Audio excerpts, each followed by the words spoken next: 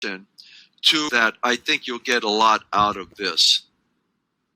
I want to begin by when you look at the work breakdown structure, it's created for the most part by many entities. Okay, it could be stakeholders, it could be the end users, it could be you, the vendor, could be whomever, all of the above. And it's a hierarchical listing, kind of like an organizational chart. As you go top downward, okay, you start identifying tasks, deliverables, work packages, things of that nature.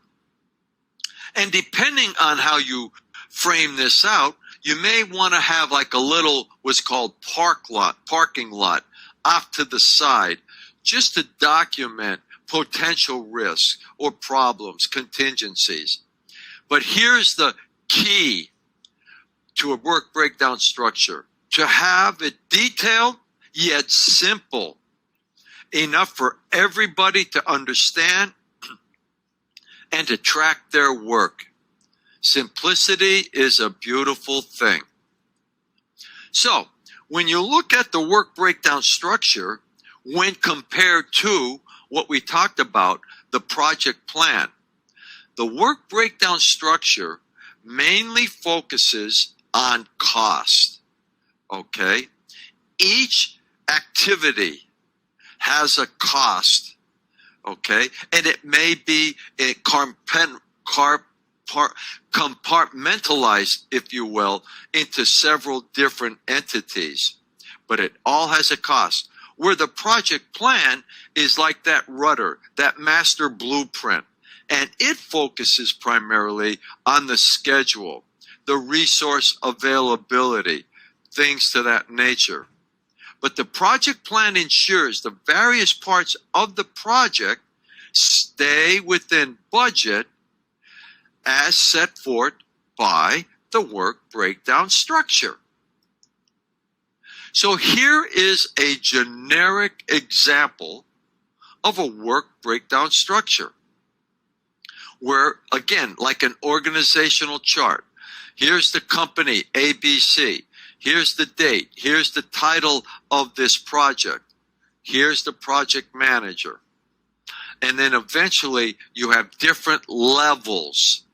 Each level gets more defined, more detailed, top to bottom. So let me show you.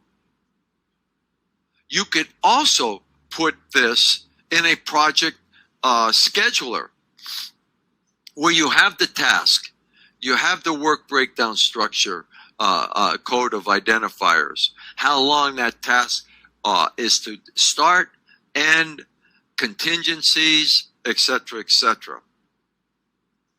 So let's have some fun, and let's go through a simple example of bringing a lot of the things that we've talked about thus far to achieve a desired project outcome. What's the project? We're going to build a home. And one or two of you indicated earlier, I think you were either going to build or maybe buy a home. So, what is the desired outcome? Hopefully, a home that my family and we could move in. What are the requirements? So big, so small, so many of these, so many of those. And then the quality. You know, what will define a happy family living in this home? Things of that nature. So, let's create a simple work breakdown structure, building a home. So here's the background. My family and we hired company ABC to build our home. Now, some of the assumptions, we have the design. I love how somebody said earlier, we have the deck permits. Remember, I thought that was great. We have the permits. We have all the material. There's no supply chain problem. The inspections of the land and this exactly, everything is done. And ABC will have a project manager assigned that will manage all of the activities and tasks necessary to build our home. So, the first step in starting this process, you place ABC at the highest position, the code of account identifiers. So in this case, level 1 is given a WBS code of account identifier as 1. Okay? Now, our home is 1.1. We are the first of, say, 50 homes that company ABC is building. So for our work breakdown structure, each level below 2, 3, 4, etc., will start with 1.1. Boom, boom, boom. And if the Smiths or the Joneses down the street build their home with ABC, they'll be 1.2. Boom, boom, boom. Okay? Each element will be unique, and it will start with the code above it, the level above it. So you assume for level 2 that the home is, like I said, our first of, say, 50 homes ABC is building. And then for level 3, what we're doing, we're starting to compartmentalize. So, for example, to keep it simple, there's concrete, there's the framing, there's the plumbing, there's the electrical, maybe the interior carpentry. Somebody's going to put on a roof, maybe somebody landscaping, etc., etc. Each element will have its own deliverables, key milestones to enable the project manager that will be the eye in the sky to manage this overall project of building the home. So when you look at now breaking it down from level 3 to level 4, okay, it includes all of the specific elements within each of those level 3 compartments. So for example, interior, we're going to put drywall, install carpets, maybe have to paint, etc., etc. Same with plumbing, same with concrete. So it starts level 1, then level 2, and then it breaks it down even further. And then after a while, when it's all, quote, completed, after a final home review is done to ensure the approved scope requirements are indeed completed as expected, my family and I can now move into our new home. Now, another way that you could depict a work breakdown structure is what's called the tree format. It identifies, again, all of those different components, the relationship, the code of identifiers. They don't change. Maybe this could be an easier way to maybe then print it out into, say, some type of report, as an example. Okay? So I wanted to share that if that's more conducive to your project. So when you look at a compare and contrast of a work breakdown structure, again, it's those organized elements, some of the sub-elements, that look at it as like a table of contents, where the work breakdown dictionary is, if you will, the narrative document, the book that tells the story of what work is to be accomplished, how the house will be built. So this is an example template, team, I want to share with you. And this could be built out as high, as wide, and deep as you want it. But it's the work breakdown dictionary where you have the level on the left, a description, who owns the who is the contractor for concrete, who is the contractor for the roof, etc., etc. Okay? Work breakdown structure dictionary.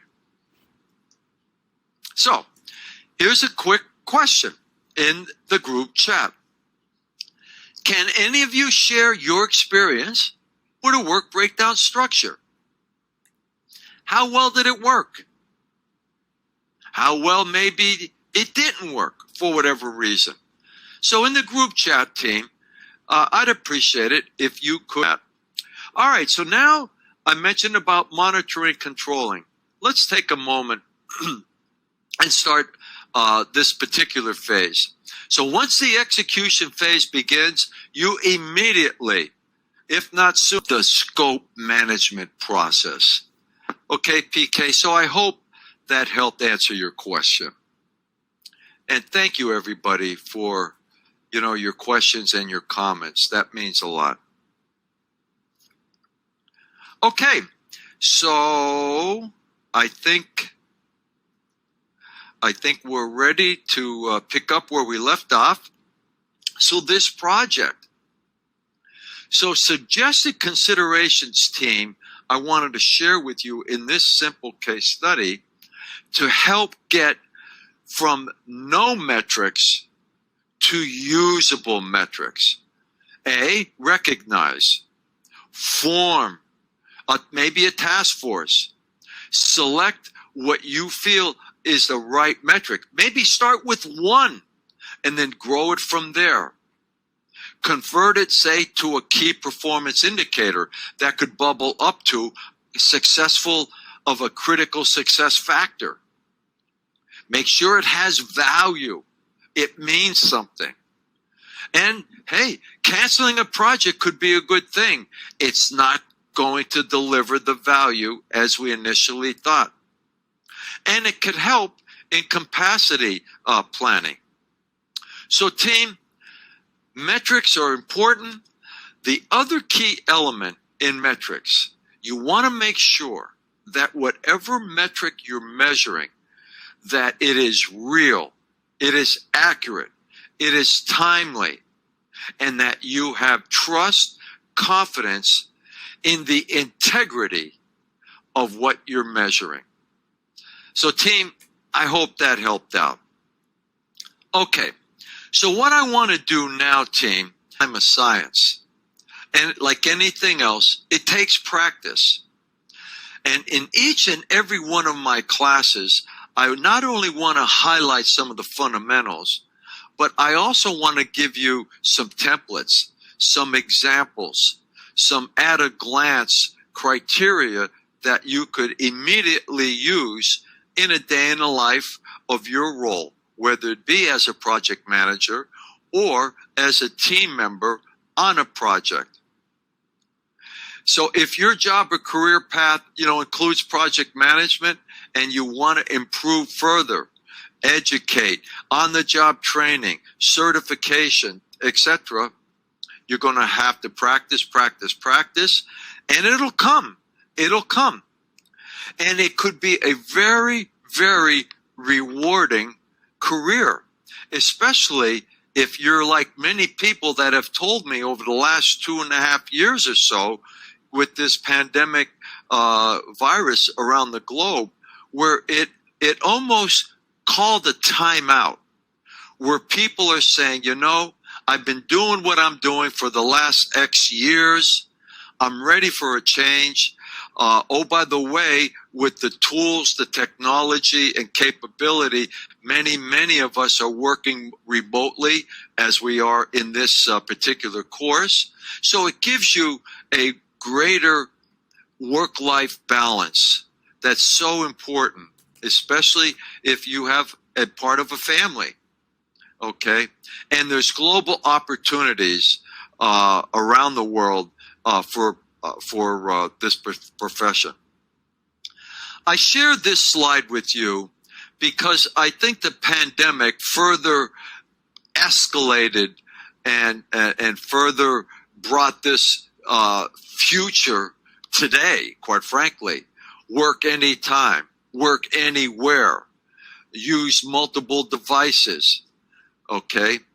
But I circle in green some things that I wanted to kind of share with you in terms of what has helped me. That this evolution of the employee, now more than ever, is so true today for project managers. But the other key thing I want each of you to hopefully consider is if you're a project manager, if you're a software engineer, if you're an operations guy, whatever it is, strive to reach the highest level in your field in order to perform the best, whether it's more degrees, whether it be more certifications, whether it be more license, on-the-job training, reading, etc. Always try to keep an open mindset that you still have much more to learn. Successful individuals never settle. They keep on discovering. So that's something I want you to consider in a day in the life of what you do today. When you look at now specifically the certification of project management professional, I highlight a couple of slides here, and I'll go into more in depth in our tips and tricks class that will be coming up in August. But again, PMI is the global international governing body of the profession. So depending on your education, you may need, in this particular case, if you had high school, 5 years. If you have a 4-year degree, 3 years. And if you have an advanced, say, master's degree or equivalent, you may only need 2 years as part of the certification qualification. And in addition, you're going to need 35 contact hours. So once your application is approved, that enables